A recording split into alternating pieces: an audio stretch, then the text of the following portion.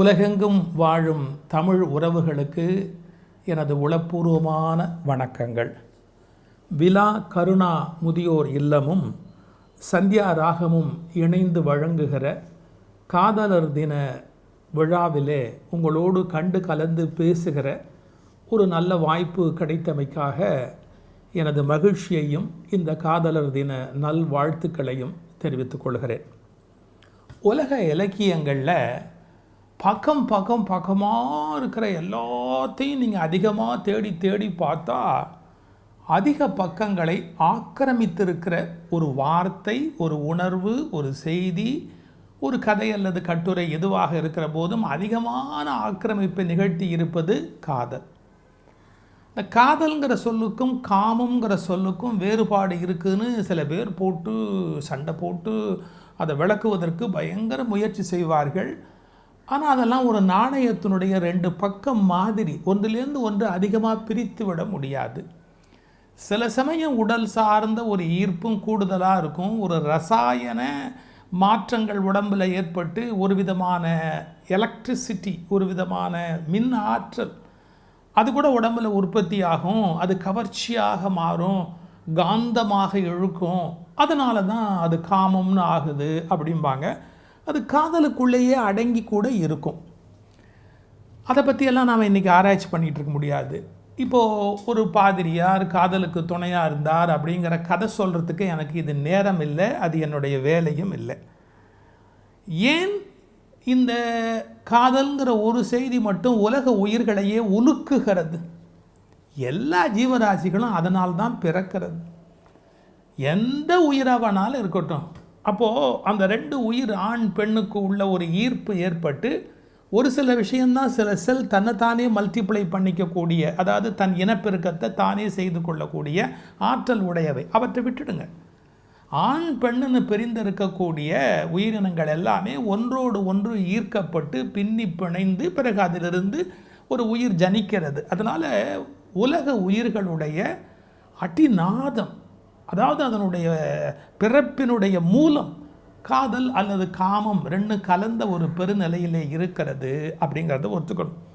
எப்போவாவது நீங்கள் போய் யூடியூப்பில் பறவைகள், பட்சிகள், விலங்குகள் காதலில் பண்ணுற சேட்டையை கொஞ்சம் பாருங்களேன். சேட்டையை இந்த பழைய சினிமாலெல்லாம் காட்டுவான். பெண்கள் தெருவில் அப்படி கோலம் போட்டுக்கிட்டு இருக்கும்போது அந்த காலத்தில் சைக்கிளில் அல்லது மோட்டர் பைக்கில் சில பையன் வெறுன்னு இந்த பக்கம் போவான், மறுபடியும் வெறுன்னு அந்த பக்கமாக போவான். ஏன்? இதே தான் காதல். அவனுக்கு அந்த பெண் மீது ஒரு ஈர்ப்பு ஏற்படும். அவள் தன்னை பார்க்கணும் அப்படிங்கிற ஒரு நினைப்பு ஏற்படும். அவள் கவனத்தை அட்ராக்ட் பண்ணும், டு சீக் அட்ராக்ஷன். அவனுடைய கவனத்தை எப்படியாவது ஈர்க்கணும் அப்படிங்கிறதுக்கான முயற்சிகளில் இருப்பான். இது ஒன்றும் மனித இனத்தினுடைய தவறு அல்ல, எல்லா உயிரினங்களுக்குமே ஒன்று. பெல்ட்டி அடிக்கிற பறவை எவ்வளோ இருக்குது தெரியுங்களா? டான்ஸ் ஆடுற பறவை எவ்வளோ இருக்குது தெரியுங்களா? தன்னுடைய பெண்ணை கவரணும், இனத்தை கவரணுங்கிறதுக்காக இல்லாத அங்க சேஷ்டையெல்லாம் பண்ணக்கூடிய ஆண் விலங்குகள் உலகத்தில் இருக்கின்றன. So it's quite natural. எல்லா உயிரினங்களுக்குமே இது பொதுவான ஒரு செய்தி அப்படிங்கிறத நாம் புரிஞ்சுக்கணும். இப்போ மனிதர்கள் விதவிதமாக இதை ஏற்படுத்தி கொள்ளுகிறார்கள். விலங்குகள் தங்கள் இயல்பிலேருந்தே அதை இயற்கையாக மட்டுமே வெளிப்படுத்தி, ஆண்கள் கூலிங் கிளாஸ் போட்டுக்கிறது, விதவிதமான ட்ரெஸ் பண்ணுறது, சென்ட்டு பெர்ஃப்யூம் யூஸ் பண்ணுறது, ஹேர் ஸ்டைலை மாற்றி காட்டுறது, கொஞ்சம் சிகரெட் பிடிக்கிற மாதிரி ஒரு ஸ்டைல் பண்ணுறது, அப்படி சாஞ்சு நிற்கிறது, இதெல்லாம் கூட என்ன அந்த எதிர் தரப்பை அட்ராக்ட் பண்ணணுங்கிறதுக்கான சேட்டை. வேறு என்ன வார்த்தை நான் சொல்ல முடியும்? இது இயல்பு அப்படிங்கிறத முதல்ல நாம் ஒத்துக்கொள்ள வேணும். இந்த விலங்கினங்கள்லேருந்து மனிதன் எங்கே வளர்றான் அப்படின்னு கேட்டால், இது உடல் சார்ந்த ஒரு ஈர்ப்பு என்பதை தாண்டி இந்த சேட்டைகளை எல்லாம் கடந்து ஒரு காலத்துக்கு பிறகு அறிவுபூர்வமான ஒரு உணர்வு நிலை. எப்படி? அறிவுபூர்வமான ஒரு உணர்வு நிலை. நாம் ஒருவரை ஒருவர் சார்ந்தவர்கள், ஒருவரை ஒருவர் பிரிகிற போது ஒரு வலி உண்டாகிறது அப்படிங்கிறத கண்டுபிடிப்பாங்க. எப்படிங்க? ஒருவரை ஒருவர் பிரிகிற போது ஒரு வலி, ஒரு வேதனை, ஒரு ஈடு செய்ய முடியாத ஒரு துயரம். அதாவது உடம்பில் பாதியை பிச்சு தூக்கி வெளியே போட்டால் எப்படி இருக்குமோ, ஒரு பாதி உடம்பை பிச்சு தூக்கி வெளியே போட்டால் என்ன மாதிரியான ஒரு அவஸ்தை இருக்குமோ, அந்த அவஸ்தை தன் துணையை பிரிகிற போது ஏற்படக்கூடிய ஒரு நிலை ஏற்படும். அப்போ தான் அந்த காதல் விலங்கினுடைய காதல்லேருந்து மனித உயிர்களுடைய காதலாக மலர்ச்சி அடைகிறது அப்படிங்கிறத புரிஞ்சுக்கணும். இமயத்தை வெல்லுவது கூட சுலபம், பிறர் இதயத்தை வெல்லுவது கடினம் அப்படிம்பாங்க. இன்னொருத்தருடைய மனசை வென்று நம்முடையதாக நாம் அடிமைப்படுத்தணும்னு பொருள் அல்ல, அதில் ஒரு இடம் பிடிக்கிறது, அந்த இதயம் இதுக்காக இயங்குவது, இவையெல்லாம் சாதாரணமான ஒரு காரியமா? இப்போது ஒரு பரிணாம வளர்ச்சியில் ஒருவரோடு ஒருவர் சார்ந்திருப்பது இந்த 2 இனத்துக்கு ஈர்ப்புன்னு புரிஞ்சோம். ஜான் டோன் என்பவர் பூச்சின்னு ஒரு கவிதை எழுதுகிறார். இதை நான் இறை என்பவர்கள் புத்தகத்தில் படித்தேன். ஒரு பூச்சி என்ன பண்ணுது, ஒரு காதலனுடைய கையில் கடிக்குது. அதுக்கப்புறமா அவனுடைய காதலி பக்கத்தில் இருக்கிறா, அவள் கையில் போய் கடிக்குது. ரத்தத்தை உறிஞ்சுது அந்த பூச்சி. இவங்க 2 பேருமே சிரிச்சுக்கிட்டு இருக்கிறாங்க. என்னன்னா, அந்த பூச்சியோட வயிற்றில் நம்ம ரத்தம் திருமணம் பண்ணிக்குமேன்னு மகிழ்ச்சி அடைந்தார்கள்னா. இது பாருங்கள், இந்த பூச்சி 2 ரத்தத்தையும் கலக்க வைக்குது அப்படிங்கிறதுல அவங்களுக்கு ஒரு மகிழ்ச்சின்னு ஒரு காதலில் இருக்கிற அதீதமான ஒரு உணர்வை படம் பிடித்து காண்பிக்கிறார்.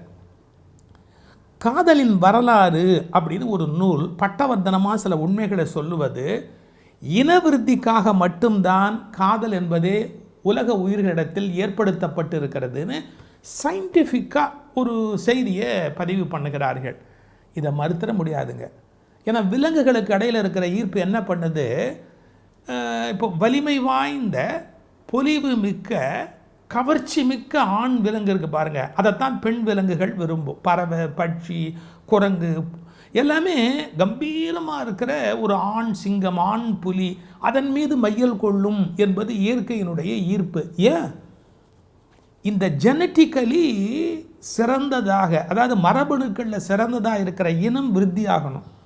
அதனால் அந்த ஆணை தேர்ந்தெடுப்பதற்கு இந்த பெண்கள் போட்டி போடும் அப்படிங்கிறத உயிரின வரலாற்றில் கண்டுபிடிச்சிருக்காங்க.